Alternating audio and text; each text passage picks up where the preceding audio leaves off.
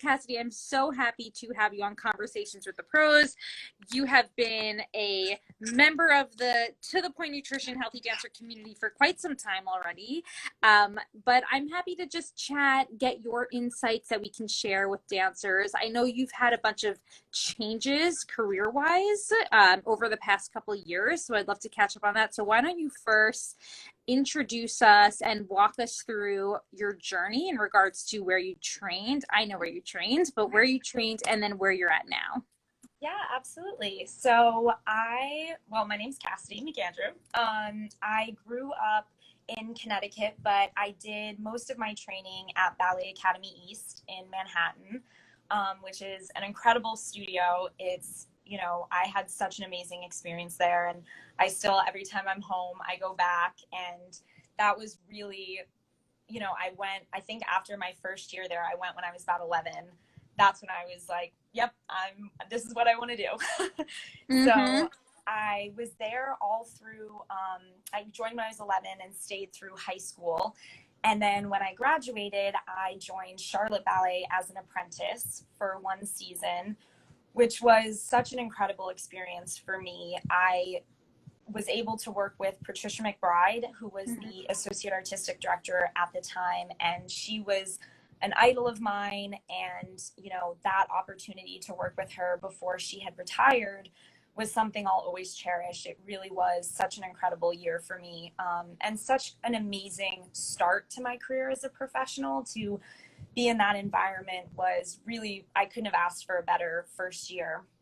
And then I went to Pennsylvania Ballet after that and was in the second company and apprentice and in the corps. And I was there for 4 seasons. And then COVID happened.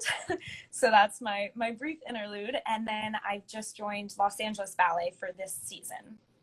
So yeah, I was there all my places.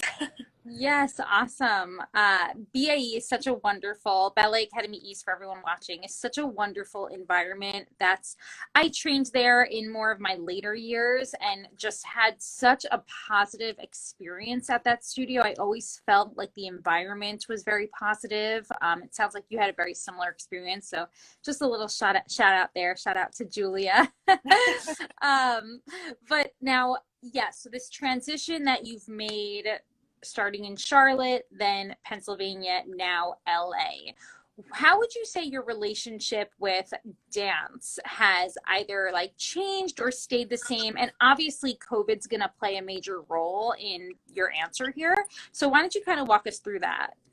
Yeah, well, when I first joined, I would say Charlotte Ballet, I still felt very much like a student in a lot of ways. It was new and exciting and just dancing a ton all the time, which is always amazing. But I think throughout the years, the more you're in a company, that really changes. You go from taking classes all day long to rehearsals, and sometimes you're rehearsing a lot and sometimes you're not rehearsing a lot. And I think, I have been very lucky in the sense that my love of dance has not changed throughout the years. I think always coming back to that and why I started this and why I do it, that has stayed with me and has gotten me through a lot of the harder times. And especially through COVID, I think so many people questioned, am I going to make it through this? Should I continue on this path? And it is something that I think almost every dancer at one point questions, okay, what am I doing? Can I keep this up? Can I push through this? And the one thing about COVID was that the entire ballet world was going through it together. It wasn't like having an injury where you're watching everything pass you by. It was really everyone kind of sitting at home, what do we do? Where do we go from here? And, that sense of community, I think, was something that really helped me, especially to see that, there's gonna be moments where your career is not going the way that you imagined it would, or that things aren't going the way you wanted them to necessarily, and knowing that you can still make it out of that and still go on to keep dancing was an important lesson, I think, for me to learn, and for every dancer to see what you can push yourself through. I think that really taught us a lot. Yeah, I totally agree. COVID-19 really presented such a unique challenge for dancers. There were obviously a lot of cons to it. A lot of dancers were just really thrown into a situation that just was so opposite of their norm in regards to being very busy, very active, to being at home, having to have a lot of self-start motivation in regards to taking virtual classes. And then, of course, the very nature of virtual dancing is not easy. It's not easy to follow someone over a screen when it really involves like making art and utilizing your body and movement and moving in a small space. So there were so many challenges in that sense. I completely agree. I even felt this, not that I was dancing, but just as a dietitian in the world of dancers, that sense of, well, everyone's in the same spot right now. You know what I mean? Like we're all experiencing the same thing, which is definitely different from if you were having an injury or struggling with an injury and having to sit out, which of course brings us to like now where the world is slowly getting back to the norm, and a lot of dancers are coming back from this longer extended period of being off, and then of course having to experience challenges where it might not be so um, all together, sense of community. So I'm curious to hear from you any insight you can give dancers in regards to how you've moved through challenges throughout your career. So now these challenges can be like a physical injury, or maybe it was maybe a little burnout at any point, anything like that ever that you experienced that you were able to move through. It sounded like your love for the art has always been able to fuel you, which is something that I want to get back to a little bit later. But any insight you can give us with that? Yeah, absolutely. Like I said, I think pretty much every dancer will at one point have a moment where they're sort of like, what am I doing? How am I going to get out of this? I don't even want to do it anymore, And I think for me growing up, also, I was so passionate about it and, worked so hard. And I think there's a little bit of that as a student. You have your coaches and you have your teachers and your parents, and you have a lot of people there to support you. And I would say one of the biggest changes about going into a company is, what every person goes through, going from whether it's school to work or anything, that it's a lot more self-reliant. Mm-hmm. And you have to push yourself, you have to, motivate yourself and do those things, but also you're the only person that knows how you're carrying all of that. And you from the outside can seem like, wow, they're so driven, they're so hardworking, when you might be completely burnt out and pushing yourself in a way where you're like, okay, something's not right and I don't know what it is. And, I definitely experienced that. I think when COVID happened, I was much more burnt out than I realized. I had spent a year not dancing as much, and I was really in this position where I didn't know where I wanted to be anymore, what company was going to be the right fit for me. And it made me question a lot of things, whether this was truly something I wanted to continue with. Auditions are very difficult, they're hard for everyone. And I think that when you're constantly going, you just feel this sense of urgency as a dancer, that the time is so limited and our careers are short and you want to make the most of it. And I think it can make you very on edge. Like, why is everything not happening right now? And, patience is something that I have always had to work on. And I think a lot of dancers do, because we're driven and hungry for that work, and that's great, but it definitely can lead to burnout. And I think also as dancers, and I think this happens a lot with athletes, you feel this need to handle it on your own. It's sort of like, I should be tough enough to get through this. I don't want to show weakness. I'm fine. I'm all good. And although that can push you through a lot, it can also lead to that burnout. And I think that an important lesson I realized was, there is a community in the dance world, and there are people, even if it's one person, whether it's a friend, a sibling, a teacher that you trust, I've been lucky to have some mentors in the dance world that really helped me when I was feeling down. And sometimes it was as simple as truly just asking the question, is this really what you want? And, you know, I had a dancer in the company I was with at the time say to me one time, you know, whoever's at the front of the room can take away a part or even your job, but they can never take away your dancing, and that's always yours. And you always have that with you wherever that takes you. And that was something that I think about a lot when, you know, you're feeling stressed out or burnt out, sort of going back to the beginning, you know, going in a studio alone and taking class or watching a ballet that you love, or taking a break. You know, there's a fear that, like, if I'm not doing this 24/7, I'm going to lose everything. And I think that sometimes, again, that just leads you to push and push and push. And sometimes taking a step back is what you need. And again, I think COVID did that a little bit. It was sort of like a forced break that we didn't want. But, you know, you couldn't do fouettes and soda shas in your bedroom. And so you had to find other ways to fill your hours and kind of pull you out of the ballet world a little bit, which I think can be very healthy for all different ages of dancers. Yeah. Oh my gosh, so many good points here. That need for support. And one thing that you bring up that I really want to hone in on, one of the pros of social media is that it's definitely made a lot of helpful advice and resources accessible to dancers.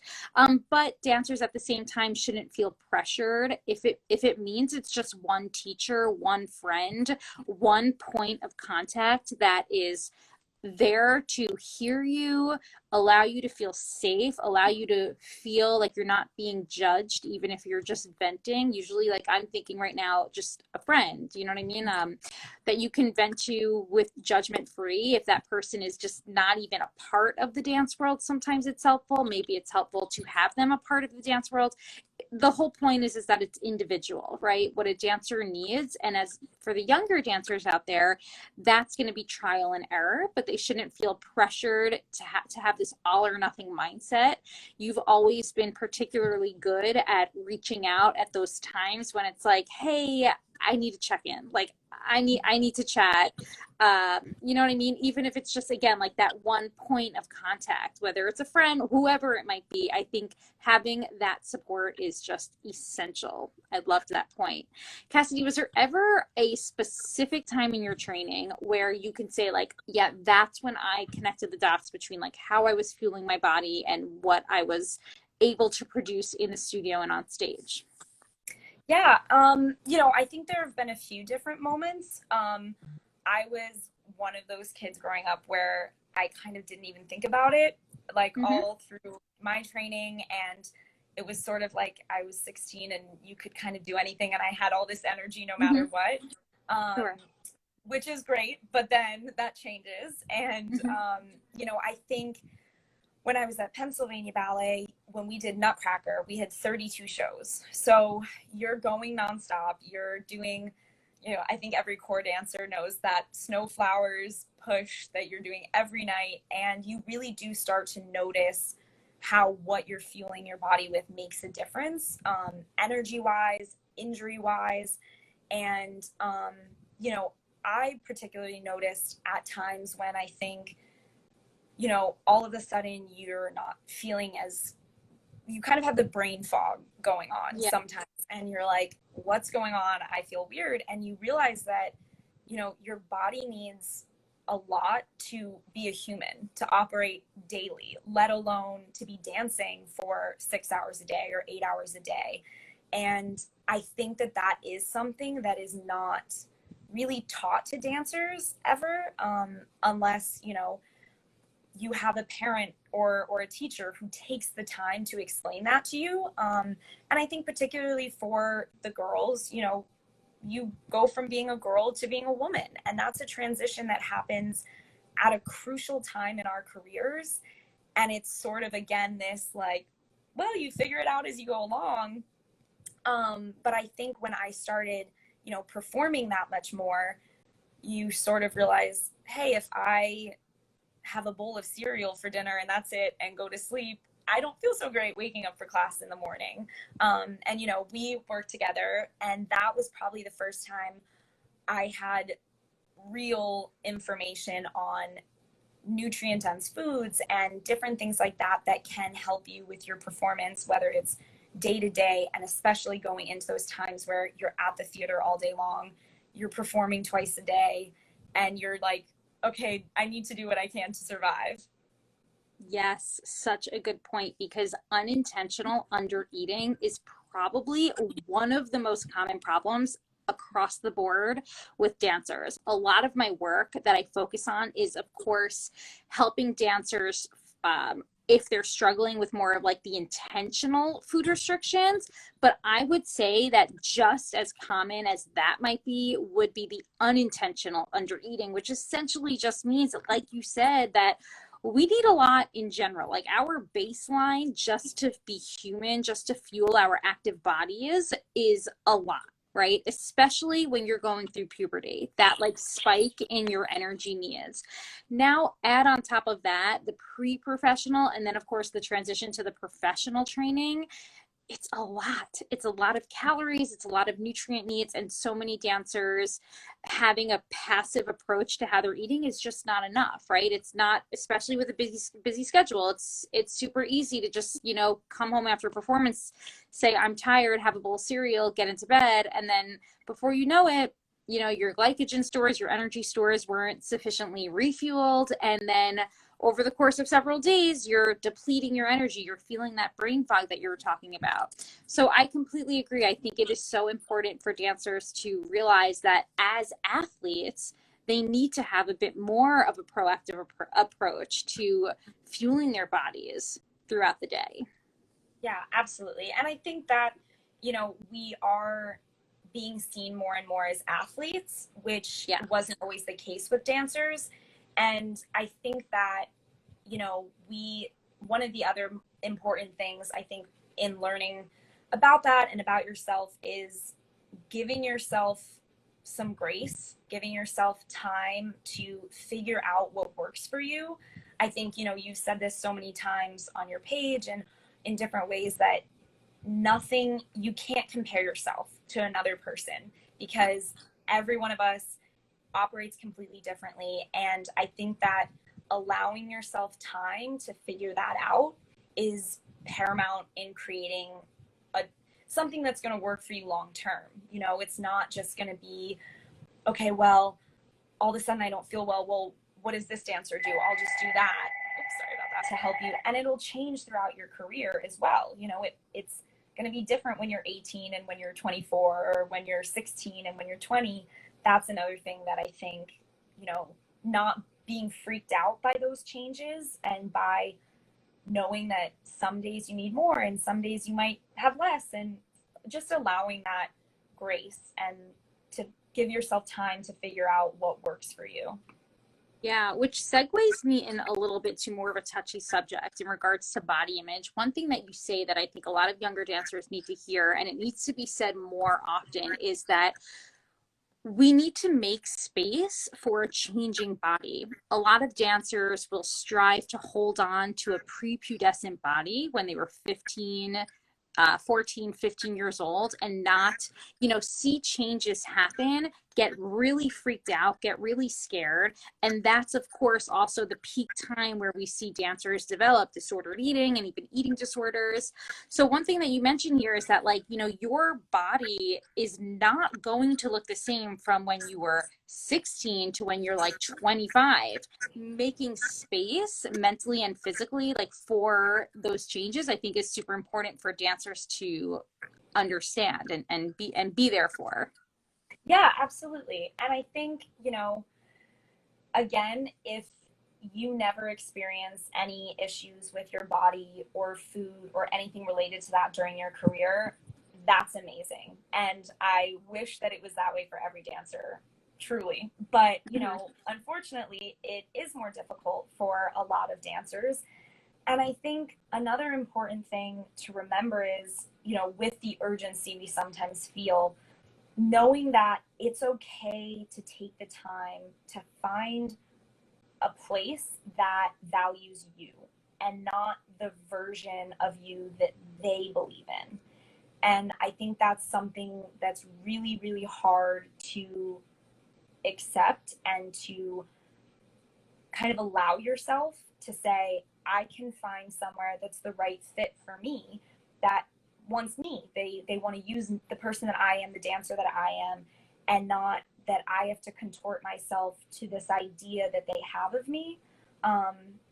You know, the ballet world is slowly evolving, and I think that not every director and every place wants the same thing, and that, you know, as a dancer, at the end of the day, it's your career. And that's been said to me several times, you know, from whether it's teachers or other dancers, like, this is your career. You have to be happy. And if you're somewhere that you're not happy, that's not doing anyone favors. You know, whether you think this is the company that I really want to be in, though, sometimes we have to let go of those ideas in order to find the place that actually is the right fit for us, whether that's a studio or a company or just taking class, whatever it is, finding the place that's the right fit for you and not this idea that you have.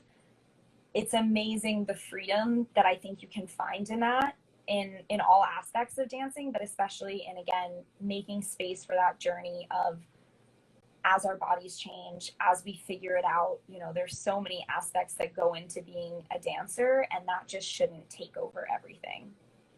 Yeah, so many good points. And you are such a great example of someone who has, you know, been in a couple different companies to figure out what is working for you and to figure out where you are experiencing this career at your best. And I think what you're saying here for a lot of dancers to hear is to not be scared of changing your environment, right? Instead of trying to fit yourself into an environment that's not working for you, perhaps consider changing the environment so that they are accepting you for who you are. That's what it sounds like you're saying, which is just such incredible advice. Yeah, absolutely. I mean, I think, you know, I've noticed it personally. When you're happy and you feel like yourself, your dancing is better. You know, when you're feeling insecure and you're working from a place of fear and being sort of, you know, putting yourself in that fight or flight situation, your dancing really does suffer. You know, you retreat, you pull back. And again, we choose this path because we love to dance and we want to dance. And there is always going to be something to work on when it comes to dancing. You know, there's always new goals that you can set, or more classes or rehearsals or goals to tackle, all of that. So working from a place of, you know, I'm working hard, I'm putting forward my best work, is going to happen when you're being true to yourself and when you're happy and you're doing, you know, things you need to do for yourself and not just to fit this idea and trying to only come from a place of being nervous or scared. That's just never going to produce your best work. Yeah, and everything you're saying, by the way, parallels what I work with dancers in regards to food freedom. Because when we are restricting, or when we are fearful of how we're eating and not eating enough, those same fears, that's those same insecurities, the same impacts on negative impact on your dancing happens. So Cassidy, my next question for you, we kind of got to it a little bit when we were talking about COVID, but in regards to balance, how do you stay balanced in your life, you know, so that you are not only just, you know, Cassidy the dancer, but what are your best pieces of advice for a younger dancer to stay balanced within their life? Well, I would say, you know, I'm still working on that. I think Sure. we're always working to figure out how to stay balanced, but I think that finding interests outside of the studio is so important. You know, having things to pull you out. Being, you know, growing up, I went to normal school through middle school and high school, which just automatically kind of gave me a balance because I had friends who weren't dancers and no one else in my family was training seriously in ballet. And so, you know, that helped me to always see this whole other world that was out there. And I actually think I was the most immersed in it when I joined a company, because it was, you know, with ballet, it's not just a job, you know, it kind of, it brings you in a lot of different ways. And again, that is something that I think can lead to burnout when the only thing you have is ballet. And I think whether it's going to school or getting a job, like another job in something you're interested in, can really help. I love to read, and I think sometimes reading, you know, whether it's nonfiction or fiction or something to pull you out of just ballet and kind of immerse yourself in something else can be really great. And, you know, having friends outside of the ballet world, it's great because you can hear about other jobs, which sometimes makes me love my job even more and be grateful that I'm able to do this, and also pulls you back into the real world. It's really easy to get tunnel vision with this career. And, you know, learning about current events, you know, watch the news, read the newspaper, know what's going on in the world, figure out how this country can support the arts better, you know, read about other countries, you know, even if it's still in the arts world, learning, educating yourself on those things is a great way to see a bigger picture and not just, what is my casting going to be for this next program? You know, that having those ways to pull yourself out, I think, is very important. Finding hobbies and activities is just, you know, a small way to bring yourself back to, wow, there's a whole world out there, and it's not just this one thing in this one moment. Yeah, that was really such a great answer. So insightful and so true in regards to, you know, keeping up with what else is going on in the world, because it's so easy to just obsess over casting, your body, your food choices, when there's so much more that can actually help at the end of the day with your performance and really just bring perspective into your own performance. So my last question would be, how would you define what it means to be the healthy dancer? I think the healthy dancer is sort of everything you touched upon. It's physical, mental, and emotional, not just health, but strength. And finding ways, you know, the same way that you would cross train and go to the gym or do whatever you do for your body, you should be doing for your mental health and for your emotional health. And I think that is something that is still lacking in the dance world. And whether that is, you know, once a week hanging out with friends and surrounding yourself with friends and family and doing something that just allows you to relax and breathe, or it's going to therapy and talking to someone through all of this, or finding ways to strengthen your mental health and emotional health, I think are so important, because that's going to make you the most well-rounded dancer. And so much of our career isn't just about our physical body, but I think I've seen more careers end because it's too hard mentally for people. And that's not anything to be ashamed of ever, because this career is hard and it is tough on, you know, you define yourself as a dancer a lot, and it's important to remember that you're a person first. And I think that that's not always promoted, and I certainly don't think that I thought that way for a long time.